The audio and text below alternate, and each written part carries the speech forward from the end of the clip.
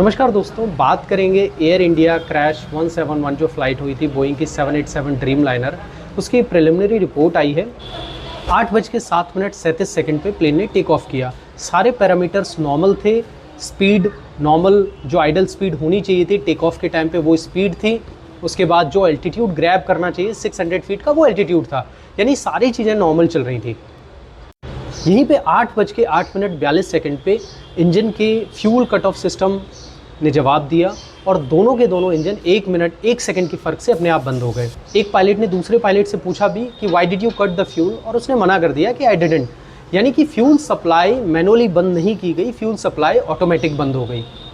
Airport के CCTV से साफ साफ दिख रहा है कि जो रैट टर्बाइन थी, रैम जो एयर टर्बाइन थी, वो डिप्लॉय हो गई थी प्लेन के टेक ऑफ होते से ही, यानी कि प्लेन के टेक ऑफ होने तक प्लेन में फ्यूल कट ऑफ नहीं हुआ, टेक ऑफ होने के बाद हुआ। यानी कोई मैनुअल इंटरवेंशन तो नहीं था, ये ऑटोमेटिक सिस्टम का मेल फंक्शन था जो बोइंग के 787 में उस टाइम हुआ।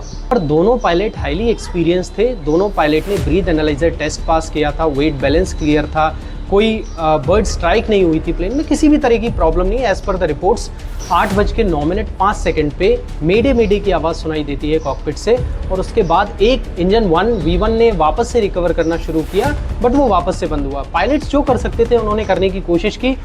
इस हादसे से 1 महीने पहले यानी 15 मई 2025 को ब्रिटेन की एविएशन अथॉरिटी ने बोइंग के 5 प्लेन्स को लेकर फ्यूल मेलफंक्शन का इशू बताया गया था। उसके लिए एडवाइजरी जारी की थी, बट किसी एयरलाइन इंडस्ट्री ने उसको सीरियस नहीं लिया और 1 महीने के कम समय में ये हादसा हो गया।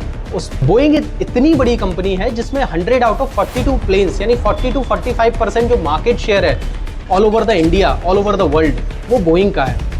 तो ऐसी कंपनी पे आप क्वेश्चन कैसे उठा पाएंगे? मुझे तो शर्म इस बात की आती है कि ये जो रिपोर्ट है ये हमारे इंडिया में प्रिपेयर हुई, जो पॉइंट आउट कर रही है कि मे बी ये ह्यूमन एरर था जो पायलट्स की तरफ था। इस एक भी रिपोर्ट ने ये नहीं कहने की कोशिश की जो प्रॉब्लम थी वो बोइंग के अंदर थी। उस एडवाइजरी का भी जिक्र नहीं हुआ जो ब्रिटेन एविएशन अथॉरिटीज़ ने दी थी।